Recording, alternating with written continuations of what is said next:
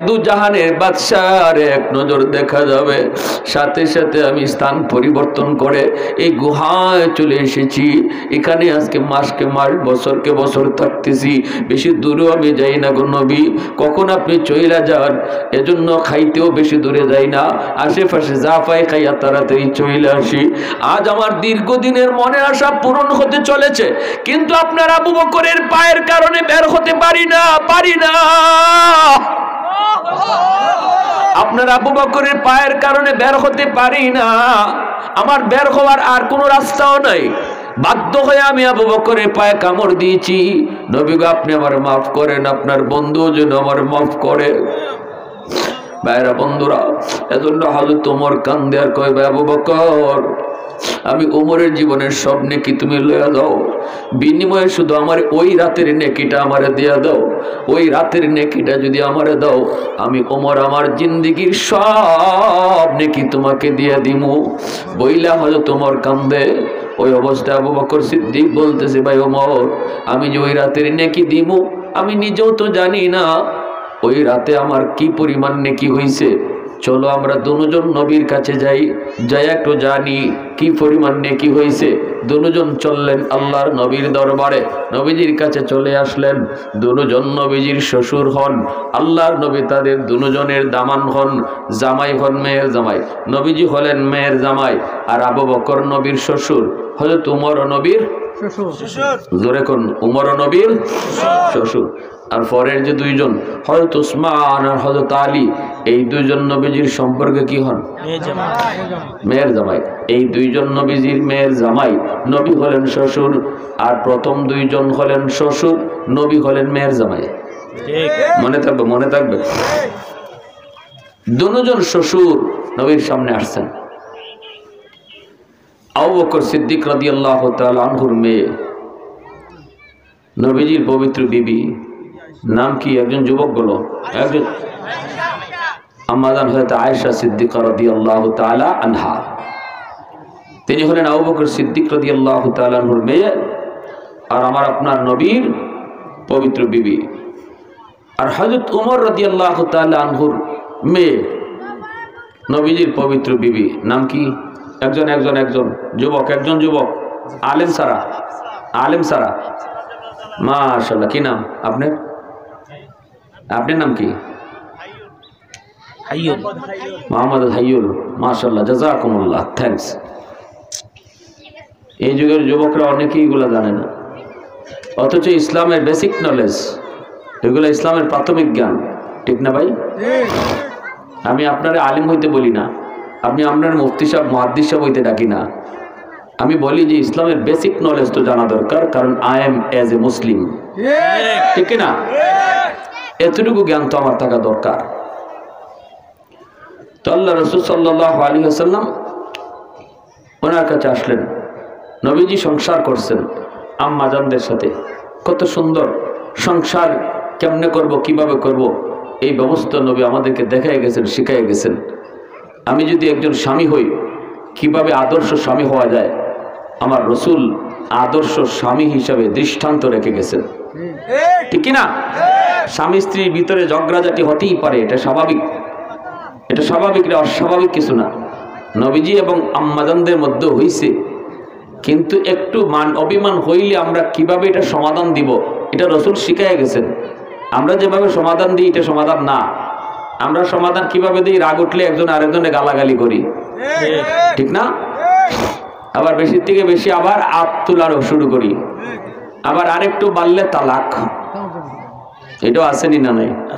তালাক খালি তালাক না, তোরে তালাক, তোর না, তোর মারে তালাক, তোর নানিরে শুদ্ধ তালাক, দিতে দিতে 14 গোষ্ঠী। এরপরে দেখা যায় আলিম উলামা খুঁজুন, মুফতি সাহেবের কাছে গিয়ে দৌড়, হুজুর গোসার ছুটে, রাগের ছুটে কি কইছি ঠিক নেই, হুজুর আমার 2টা বাচ্চা 3টা বাচ্চা, কেমনে কি করা যায় হুজুর, 5000 টাকা দিব নেই। মুফতি সাহেবের ঘুষ দেওয়া শুরু হয়েছে এখন।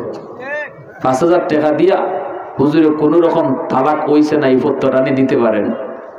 তো উলামায়ে দেওবন্দ তো কোনোদিন টাকা খাইয়া ফতোয়া দেয় না, ঠিক না? নি উলামায়ে দেওবন্দের কাছে এই ফতোয়া চলবে না, এটা চলে টেলিভিশন মার্কা হুজুরদের কাছে। যাদের কাছে গেলে পরে কি করবো জানেন, কইব হ তালাক তো হয় নাই। কি কেন? কয় যে মুখে তালাক দিলে হয় না, লিখিত তালাক দিতে হয়। নাউজুবিল্লাহ। টেলিভিশন মার্কা হুজুররা কইব লিখিত তালাক দিলে তালাক হয়, মুখে তালাক দিলে তালাক হয় না, অথচ সম্পূর্ণ ভুল ফতোয়া। আর এই ফতোয়ার দ্বারা যদি কোনো পুরুষ, কোনো স্বামী তার 3 তালাক প্রাপ্তা বউরে আবার আইনে সংসার করে, তাহলে জিনা হবে, সন্তান হবে অবৈধ। কিভাবে সমাজ সুন্দর আশা করব আমরা? এভাবে খুঁজা দেখেন, আমার মনে হয় গোটা সমাজে এরকম বেশ কয়েকটা পরিবার পাওয়া যাবে, যে পরিবারে জিনা হইতেছে, অবৈধ সন্তান হইতেছে, এরা তালাক দিছে 3টা, এরপরে আবার বউ নিয়ে সংসার করতেছে। কখনো সমাজ ভালো হোক আশা করা যায় না, এই ঘরে কখনো রহমত আশা করা যায় না। তালাক যদি আপনি দিবেনই, এতই যখন আপনার রাগ উঠলো, তো 3টা কেন একটু কম দেওয়া যায় না? 1টা 2টাতে থামেন না একটু, এবার 3টেই জাগাত লাগাই দিতেইব কেন? তাও 3টেতে শেষ না তো, 3টা 5টা 7টা 10টা 20টা, তোরে, তোর মারে, তোর নানিরে, তোর 14 গোষ্ঠীরে। এখন কিছুটা কমছে। এক সময় আমরা ছোট জমানা দেখছি, ওরে বাপরে বাপ, আরেক বাড়ির থেকে তালাকের আওয়াজ শোনা দিত। আবার দেখছি, আমার নিজের চোখের সামনে দেখছি, বউরে ওই কি বাঁশঝাড়ের জিংলা দিয়া ফিটাইতে ফিটাইতে আরেক বাড়িতে লইয়েছে।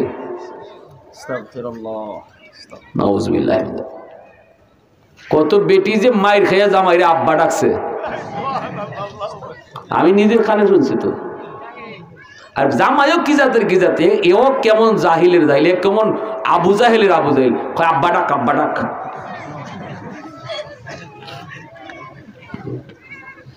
এতই গুসা, এরপরে আবার হুজুরের কাছে দৌড় কেন? হুজুর রাগের মাথা কি কইছি, হুজুর 3টে ফুলা বানাছে, 2টা ফুলা বানাছে, কারে নিয়ে চলমু, কেমনে কি করবো, হুজুর একটু বাউ করে দেন। কোনো সুযোগ নাই। ভালো করে মনে রাখবেন, 3 তালাক দাঁড়াইলে পরে আর কোনো সুযোগ আনবার, আর কোনো সুযোগ নাই। কইবেন হুজুর হিল্লা, কের হিল্লা? আপনার হিল্লা বিল্লা আবার কি? আল্লাহ রসুল কইছেন হিল্লা কইরা, মানে হিল্লা মানে কি, বেটি আরেক জায়গায় বিয়া হইব, এটা তো জামাই আরেক কেন ঠিক করে দিব তা না, বিয়া হইব তার মতো। তারপরে স্বাভাবিক বিয়ার পরে তার যদি মন চায় তালাক দিব, নাইলে নাই। এরপরে মহিলা আইব, আবার তালাক যদি দেয়, দিলে পরে আইলো, ইদ্যতপুর শেষ হইলো, এরপর তুমি আবার বিয়া করে আনলাই। রসুল কই ওই যে বিয়া করে এটা আনছে, এটা কি জানা আনছে জানো? আল্লাহ রসুল দৃষ্টান্ত দিতেছেন হাদিসে, এটা হচ্ছে বমি খইরা বমি খাইতেছে। এবার আপনারা আমারে কোন, একজন মানুষ বমি কইরা নিজের বমিটা আবার খাইতে পারবো নি? মামাতে না বা কিশোরগঞ্জ মানুষে নাকি আপনারা পারবেন? বমি কইরা নিজের বমি খাওয়া যায়? এটা যেমন পারা যায় না, আল্লাহ রসুল বুঝাইছেন তালাক 3টা দেলাইলে এই বউ নিয়ে আর সংসার করার চিন্তাই করা যায় না,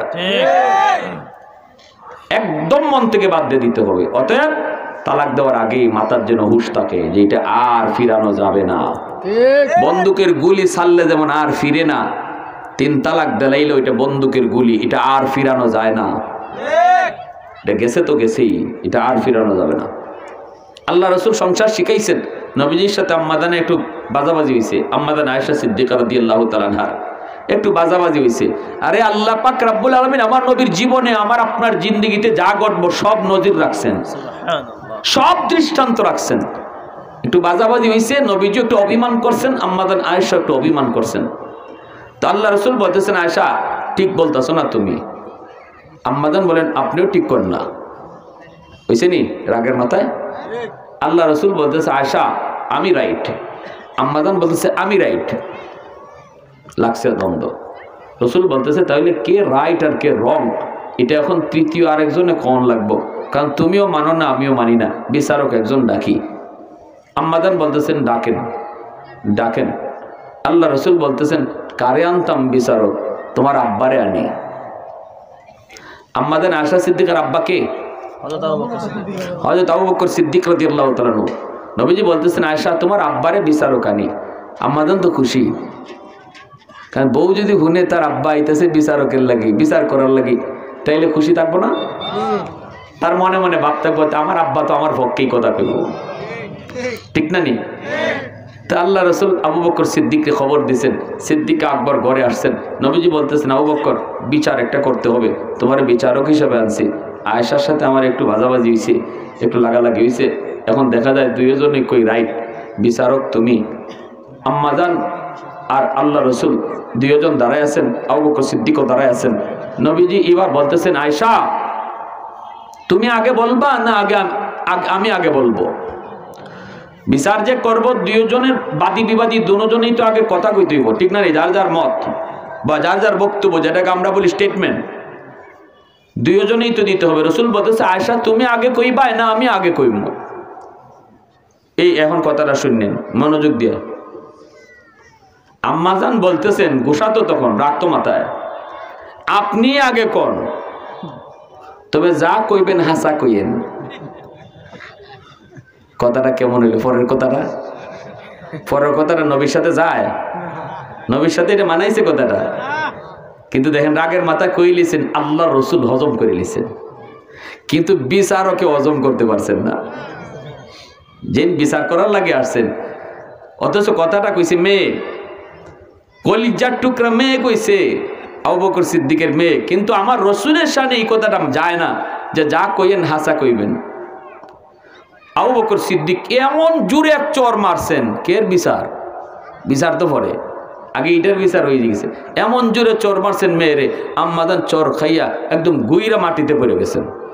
এরপরে আবার গেছেন মারতে, আম্মাদান দৌড় দিয়া নবীজির পিছনে এসে আশ্রয় নিছেন আর বলতেছে, ইয়া রাসূলুল্লাহ আমারে বাঁচান। আল্লাহ রসুল এভাবে হাত দিয়ে বাঁচাইছেন, হাত দিয়ে বাঁচাই, আবু বকর, রসুল দিচ্ছেন থামো থামো, আবু বকর থামো। নবীজির চেহারা লাল হয়ে গেছে, নবীজির পিছনে কিন্তু আম্মাজান কাঁপতেছেন ডরাইয়া, বাপের চেহারা দেখে বুঝছেন যে বাপে আজকে মাইরেই ফেলাইব। তো রসুলের পিছনে এইভাবে কাঁপতেছেন আর রসুল বলতেছেন, আবু বকর থামো, তোমারে বিচার করতে আনছি, মারতে আনি নেই। বিচার করতে আনছি, মারতে আনি নেই, হাত উঠাইছো কেন? লাগবে না তোমার বিচার, বের হও। কইয়া নবীজি ধমক দেওয়ার সাথে সাথে সিদ্দিক আকবর রুম থেকে বের হয়ে গেছেন। এরপরে আল্লাহ রসুল ঘুরে দাঁড়াইছেন, ঘুরে দাঁড়াইয়া আম্মাজানের সেরাফা সাইয়া হাসিয়ে দিছেন, আম্মাজান হাসিয়ে দিছেন। নবীজি কইতেছে, আয়েশা আজকে আমি না তাহলে কি হইতো? আম্মাজান দিচ্ছেন হাসিয়া, নবীও দিচ্ছেন হাসিয়া, দুইজনের এমন হাসি দিচ্ছেন, বাহির থেকে আবু বকর সিদ্দিক রাদিয়াল্লাহু তাআলা নিয়ে হাসি শূন্য ভিতরে ঢুকছে, ঢুকে কইটা কি জাতের বিচার আল্লাহ জানে। এই চিন্তা করেন নবীজি কি শিখাই গেছেন আদর্শ, আমরাও সংসার করি, রসুলও সংসার করে গেছেন, দেখাইছেন স্বামী স্ত্রীর ভিতরে 16 বছর 20 বছর 30 বছর 40 বছর ধরে সংসার করতেছি, মাঝে মাঝে টুকটাক বাজাবাজি হইতেই পারে। এর অর্থ এই না গালাগালি করা, এর অর্থ এই না মারামারি করা, এর অর্থ এই না তালাক দিয়া দেওয়া, এর অর্থই সে সমাধান করে নেওয়া। স্ত্রী মনে রাখবেন, স্বামী আপনার যেমন প্রেমিক, সে আবার আপনার একজন, আপনি তার অধীনস্থ, আপনি তার অধীনস্থ, তার কমান্ড মাইনে আপনি চলবেন, স্বামীর উপরে কথা চলবেন না, স্বামীর সিদ্ধান্তটাকে ফাইনাল হিসাবে মেনে নেবেন, এটা স্ত্রীর দায়িত্ব, ঠিক না? আর স্বামীও মনে করবে আমার স্ত্রী শুধু স্ত্রী না, সে আমার প্রেমিকাও, অতএব তার কিছু অভিমান থাকতে পারে। মান অভিমান প্রেমিকা করে, প্রেমিক রাগ করে না। ঠিক তেমনি আমার স্ত্রী আমার শুধু স্ত্রী না, সে আমার প্রেমিকা, অতএব সে কখনো মান অভিমান করতে পারে, এটা আমাকে মানিয়ে নিতে হবে, ঠিক কিনা জোরে বলেন? এই দুইজন যখন নবীজির সামনে আসছেন, নবী বলতেছেন, কি ব্যাপার, ঘটনা কি? আবু বকর সিদ্দিক বলেন, ইয়া রাসূলুল্লাহ, আমি আর ওমর আমরা দুজনের নেকি বদলা বদলি করবো গো নবী, কিন্তু আমি আবু বকর নিজেও জানি না ওমর যে রাতের নেকি চায়, এই রাতে আমার কি পরিমাণ নেকি হয়েছে আমি জানি না, এজন্য দুজন আপনার কাছে এসেছি জানার জন্য। আল্লাহর নবী বলেন, কি তোমরা একটু কও, বুঝায় কও। সিদ্দিক বলে, নবী গো, ওমর তার জীবনের সমস্ত নেকি আমাকে দিতে চায়, বিনিময়ে আমার জীবনের সব নেকি চায় না, শুধু এক রাতের নেকি চায়। কয় রাতের? ইয়া রাসূলুল্লাহ, আমি জানি না গো নবী, ওই এক রাতের নেকি আমার কি পরিমাণ, ওই এক রাতের নেকি আমার কি পরিমাণ জানি না, এজন্য আপনার কাছে জানতে এসেছি। নবী তখন বলতেছেন, আবু বকর কোন রাতের কথা বলো, কোন রাতের নেকি একটু বলো। সিদ্দিক বলে, ইয়া রাসূলুল্লাহ, সেই রাতটা হলো আপনার সাথে হিজরতের রাত। এই কথা শোনা মাত্রই নবীজি তখন বলতেছে, আবু বকর শোনো, তোমরা জীবনে নেকি বদলা বদলি করবা কি করবা না, আমি নবী কোনো সিদ্ধান্ত দিব না, এটা তোমাদের নিজস্ব ব্যাপার। কারণ দুইজনেই তো নবীজির শ্বশুর, কোন কথায় কে খুশি হয় কে নারাজ হয় নবী কোনটা কইব। এজন্য আল্লাহ রসুল কয় আমি কোনো সিদ্ধান্ত দিব না, আমি কইব না পাল্টাও, আমি কইব না পাল্টাও না। তবে যেই রাতের নেকি তুমি জানতে চেয়েছো, ওই রাতে কি পরিমাণ নেকি হয়েছে একটু জেনে যাও। এ আবু বকর, ওই হিজরতের রাতের নেকি যদি তোমার এক পাল্লায় রাখা হয়, আর উমর সহ গোটা উম্মতের নেকি যদি এক পাল্লায় রাখা হয়, তোমার ওই এক রাতের নেকির পাল্লা পারি হয়ে যাবে। আরো জোরে কও আল্লাহু আকবার, মুসলমানের আওয়াজে কও আল্লাহু আকবার। তখনই সিদ্দিক হাত জোর করে কয় ভাই ওমর, আমি বদলাইতাম না। ইল্লা মান তাবা ওয়া আমানা ওয়া আমিলা আমালান সালিহা ফাউলাইকা ইউবাদদিলুল্লাহু সাইয়্যাতিহিম হাসানাত ওয়া কানাল্লাহু গফুরুর রহিমা। এজন্য আল্লাহ পাক রব্বুল আলামিন কয় বান্দা তওবার টাইম নিও না, তওবার জন্য টাইম নিও না। যখনই তুমি তওবা করবা, তোমার পিছনের জীবনের গুনাহ যে পরিমাণ আছে এই পরিমাণ নেকি আমি বানায় দিব। হাসরের মাঠে যখন এরকম ভাবে তওবা করে আমলনামায় দেখব তার নেকি অনেক বেশি, অথচ সে নেকি করে নাই। আল্লাহরে ডাক দেখব মালিক এত নেকি আমি করি নাই। তোমার ফেরেশতারা মনে হয় আরেকজনের আমলনামা আমাকে দিয়ে দিছে। আল্লাহ তখন বলবে না রে বান্দা, আমার ফেরেশতারা ভুল করে না, একজনেরটা আরেকজনে দেয় না, তোমারটাই তোমারে দিছে। কইব মালিক এত নেকি তো আমি করি নাই। আল্লাহ বলবেন ঠিক আছে, এত সুন্দর তওবা তুমি করছো, এই তওবার কারণে আমি তোমার গুনাহকে আমার পক্ষ থেকে নেকি বানায় দিছি। গুনার জায়গাটা মুছে ফেলার পর ওই জায়গাটা গ্যাপ ছিল, গ্যাপ জায়গাটা আমার পক্ষ থেকে নেকি বানিয়ে দিছি। এজন্য এগুলো আমার তরফ থেকে বোনাস। সুবহানাল্লাহ। তাহলে তওবা করার দরকার আছে না নাই? কার কার ইচ্ছা আছে একটু হাত উঠে আল্লাহরে দেখাও। আল্লাহ আমরা তওবা করলাম, আর জীবনে নামাজ ছাড়বো না, আর জীবনে হারাম কাজে যাইবো না, আর মা বাবার সাথে বেয়াদবি করবো না। আল্লাহ মুরব্বীদের সাথে বেয়াদবি করবো না, উলামায়ে কেরামের সাথে বেয়াদবি করবো না। আয় আল্লাহ হালাল পথে চলমো, হারাম থেকে বাঁচমো, হারাম কামাই করা থেকে আল্লাহ আমাদেরকে হেফাজত করো। সবাই বলেন আমিন।